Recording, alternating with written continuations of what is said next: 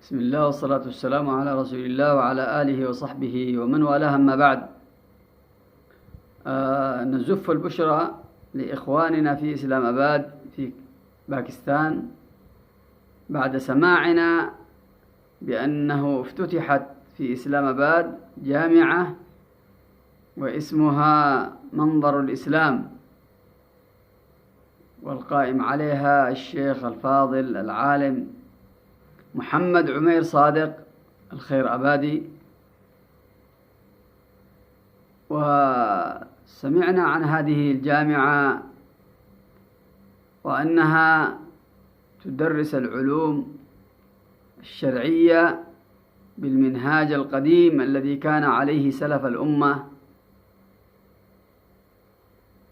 وكان بهذا المنهاج يتخرجون العلماء المحققون والعلماء الجهابذة الذين لا يسقطون في أي ميدان من ميدان المناظرات، ميدان المجادلة والمنافحة عن الإسلام والمسلمين.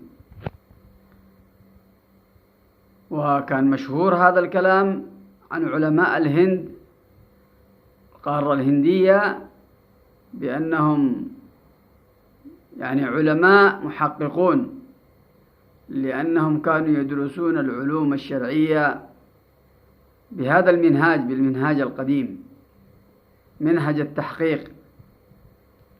وهذه الآن أول جامعة في إسلام آباد تفتتح بهذا الشكل وبهذا الأداء، فنسأل الله لهم التوفيق، وننصح طلاب العلم والعلماء أن يذهبون إليها ويزوروها ويطلعون على منهجها ويستفيدون منها،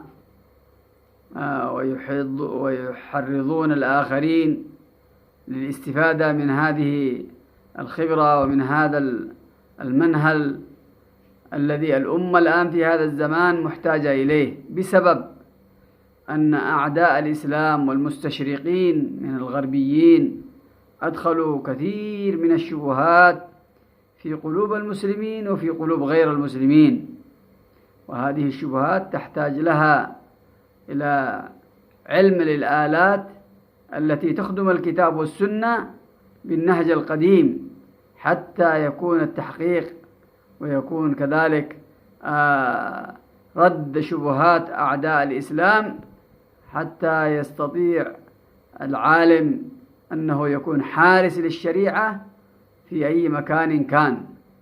فنسأل الله لهم التوفيق والعون، وأن يسدد رميتهم، وأن يوفقهم لخدمة الدين والشريعة وإنشاء العلماء والمحققين الذين يرفعون راية الإسلام ويرفعون راية الدين.